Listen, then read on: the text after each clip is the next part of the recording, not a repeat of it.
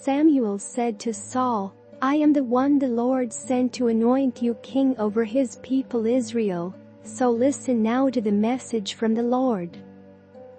This is what the Lord Almighty says. I will punish the Amalekites for what they did to Israel when they waylaid them as they came up from Egypt. Now go, attack the Amalekites and totally destroy all that belongs to them. Do not spare them, put to death men and women, children and infants, cattle and sheep, camels and donkeys. So Saul summoned the men and mustered them at Telaim 200,000 foot soldiers and 10,000 from Judah. Saul went to the city of Amalek and set an ambush in the ravine.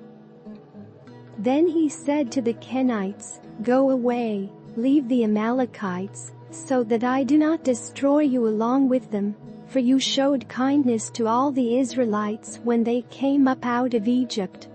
So the Kenites moved away from the Amalekites. Then Saul attacked the Amalekites all the way from Havilah to Shur, near the eastern border of Egypt. He took Agag king of the Amalekites alive, and all his people he totally destroyed with the sword.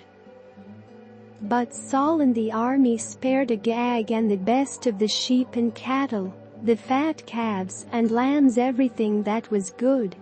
These they were unwilling to destroy completely, but everything that was despised and weak they totally destroyed. Then the word of the Lord came to Samuel. I regret that I have made Saul king, because he has turned away from me and has not carried out my instructions. Samuel was angry, and he cried out to the Lord all that night.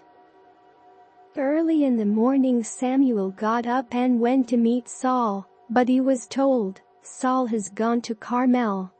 There he has set up a monument in his own honor, and has turned and gone on down to Gilgal. When Samuel reached him, Saul said, The Lord bless you. I have carried out the Lord's instructions. But Samuel said, What then is this bleating of sheep in my ears? What is this lowing of cattle that I hear? Saul answered, The soldiers brought them from the Amalekites. They spared the best of the sheep and cattle to sacrifice to the Lord your God, but we totally destroyed the rest. Enough. Samuel said to Saul, Let me tell you what the Lord said to me last night. Tell me, Saul replied. Samuel said, Although you were once small in your own eyes, did you not become the head of the tribes of Israel? The Lord anointed you king over Israel. And he sent you on a mission, saying, Go and completely destroy those wicked people, the Amalekites, wage war against them until you have wiped them out. Why did you not obey the Lord? Why did you pounce on the plunder and do evil in the eyes of the Lord? But I did obey the Lord, Saul said. I went on the mission the Lord assigned me. I completely destroyed the Amalekites and brought back Agag their king.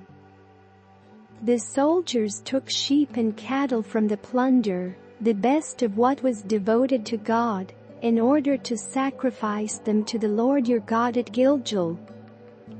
But Samuel replied, Does the Lord delight in burnt offerings and sacrifices as much as in obeying the Lord? To obey is better than sacrifice, and to heed is better than the fat of rams. For rebellion is like the sin of divination, and arrogance like the evil of idolatry. Because you have rejected the word of the Lord, he has rejected you as king. Then Saul said to Samuel, I have sinned. I violated the Lord's command and your instructions. I was afraid of the men and so I gave in to them. Now I beg you, forgive my sin and come back with me, so that I may worship the Lord. But Samuel said to him, I will not go back with you. You have rejected the word of the Lord, and the Lord has rejected you as king over Israel. As Samuel turned to leave, Saul caught hold of the hem of his robe, and it tore. Samuel said to him, The Lord has torn the kingdom of Israel from you today, and has given it to one of your neighbors, to one better than you.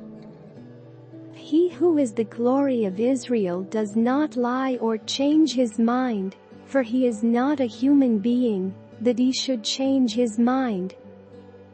Saul replied, I have sinned.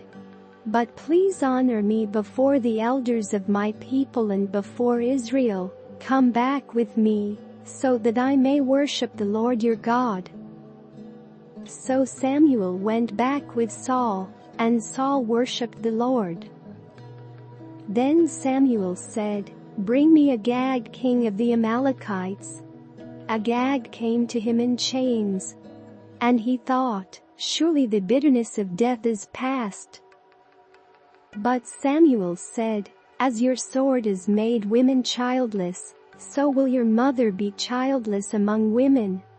And Samuel put Agag to death before the Lord at Gilgal.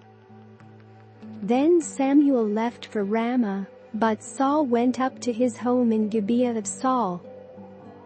Until the day Samuel died, he did not go to see Saul again, though Samuel mourned for him. And the Lord regretted that he had made Saul king over Israel.